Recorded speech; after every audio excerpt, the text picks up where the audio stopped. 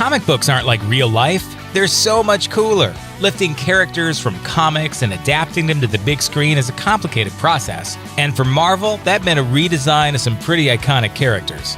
The impact of the Avengers is a lot greater if you think they could actually show up on the evening news. But getting them from all their brightly colored comic book glory to living, breathing characters took some heavy revision.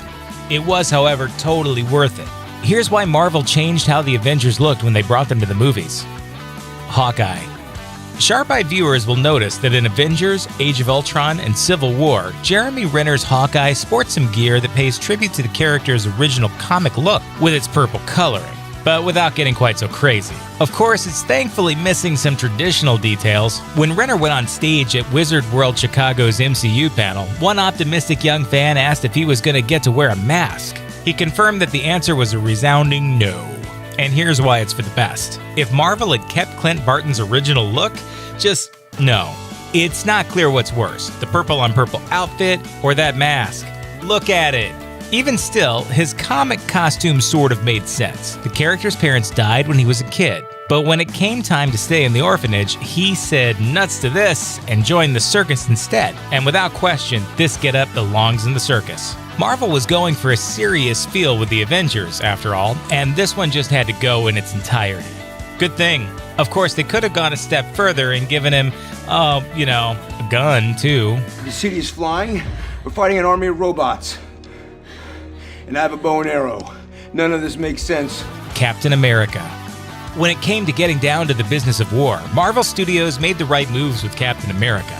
They kept the iconic red, white, and blue, but opted for something a little more serious. It makes sense, because soldiers on either side wouldn't take him seriously if he kept his comics look. Actor Chris Evans was well aware of the positive changes too, telling Empire, given the fact that his costume is red, white, and blue, and it's tight, it could be kind of flash and over the top. They've done a good job of making it look really cool. What's not so cool? The original costume from the comics. Sure, it's a classic, but it's fitting that Cap only wears it when he's parading on stage like a doofus, hawking war bonds. The movie treats it as a joke because it pretty much is. So what if Cap had worn the original comics outfit into the field? Well, he might feel a little silly with such a brightly colored costume as he charged into battle, and those little wings on the side of his head wouldn't have offered much tactical advantage either. Definitely better to clip them.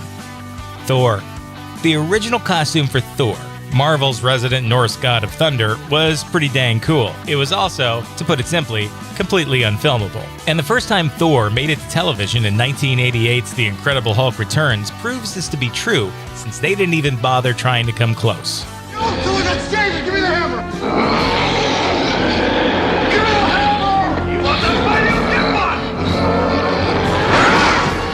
But by 2007, Marvel redesigned his outfit in the comics, and that's more or less what made it to the silver screen in 2011's Thor movie. It's pretty much perfect, right? Only it's missing one thing. Where's his helmet? The helmet made a brief appearance in the first movie, and then it's never seen again. That's mostly because Thor actor Chris Hemsworth really hated it. He told IGN in 2013. It's just incredibly uncomfortable, and the amount of times it would fall off and the bridge would be smashing me in the nose or the wings to the helmet, and one of the fight scenes was getting clipped off. And that's okay, because let's face it, no one really looks badass when they're wearing a hat with wings, as we've already proved with Captain America. That goes double for the helmet Thor used to wear in the comics before his redesign too. It looks like he's wearing a flying Hershey's Kiss. That may work for Peter Jackson and his army of orc food, but that's just not gonna fly with Thor. It's a case where you can draw things that you can't easily translate into the real world. Thor's hat is one of those things that just didn't work. Ant-Man. When Ant-Man made it to the big screen, he threw away his silly comic costume, giving him an updated, redesigned costume that was made in the best possible way ever, with real honest-to-goodness science. The movie-making geniuses over at Marvel consulted with a very real-world genius, Dr. Spiros Maglekos from the Institute for Quantum Information and Matter at Caltech. According to the good doctor, when you look at the problems of shrinking a full-sized human to ant-sized, you're messing with all kinds of laws, like density. If Paul Rudd really was compacted to the size of an ant, he'd have about the same density as a white dwarf star. Bringing him in. Sorry about this.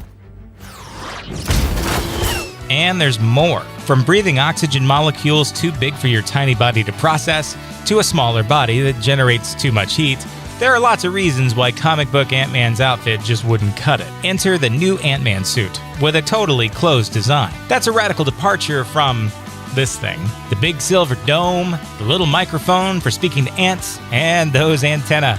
Oh lord, the antenna. Falcon. Movie Falcon's military badassery is another major departure from the comics, and it's right in line with the updated costume Marvel went with.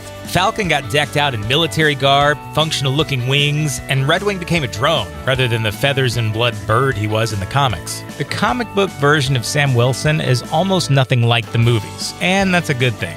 That weird red and white spandex he wears, that mask, that yellow triangle that looks like a bullseye for the middle of his face, there's no real rationale that exists to justify that outfit. Maybe it's supposed to make him more aerodynamic, or just looking more like some kind of bird person? It has been a challenging mating season for bird person. Then it's time to get your beak wet tonight, playa. Go have some fun out there, bird person. But according to actor Anthony Mackie, he's actually been campaigning to bring back the spandex. He told Rolling Stone, "I worked so hard to get my body in shape that I wanted to show it off, but Marvel decided they wanted Falcon to be more of a military character, which I'm not complaining about because my gear looks dope and I get to kick a lot of ass. Ever since I got in good shape though, I'm all about spandex."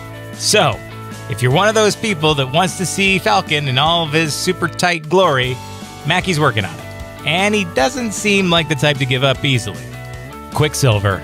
Even before Aaron Taylor Johnson was officially, completely signed to play Quicksilver in Avengers Age of Ultron, there was some discussion about which parts of the character's signature look would stay and which would go. According to early conversations, what Quicksilver was going to look like was part of the negotiations with 20th Century Fox, who had its own version of the character appearing in the X-Men franchise. There had to be a lot of careful stepping around with this one, after all, to keep from mentioning or using anything that would get them in trouble with Fox. Given Marvel's dedication to making the Avengers people who could exist in the real world, at least sort of, Quicksilver got some revisions away from his comic book counterpart, who would look more than a little creepy in real life.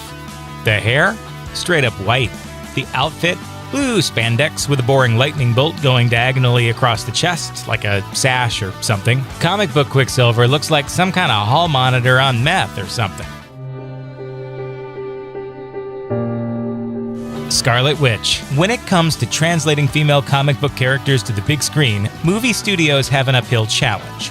Based on our research, a large contingent of female superheroes think a magic, strapless, pointy bathing suit is absolutely the way to go when you're fighting evil. It goes without saying that rushing into battle in a bathing suit isn't the most practical option, which is why Marvel Studios went and revamped the outfits for Scarlet Witch in Age of Ultron and Civil War. And that's an unbelievably good thing, because there's pretty much no options for Scarlet Witch that they could have lifted from the comics and successfully translated to the screen. What Scarlet Witch wears in the comics is pretty bonkers. She has, for some inexplicable reason, always been drawn wearing a pointed picture frame around her face. And then, of course, there's the low-cut bathing suit situation.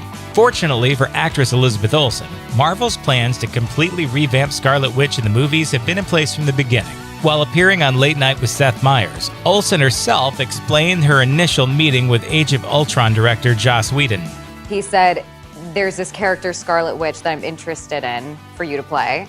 And then he said, "And when you go home and Google her, just know that you will never ever have to wear what she wears in the comic." While a certain segment of the comic book reading population might be pretty pleased to see Elizabeth Olsen wear whatever this is, Marvel Studios had the good sense to completely ignore them. Vision.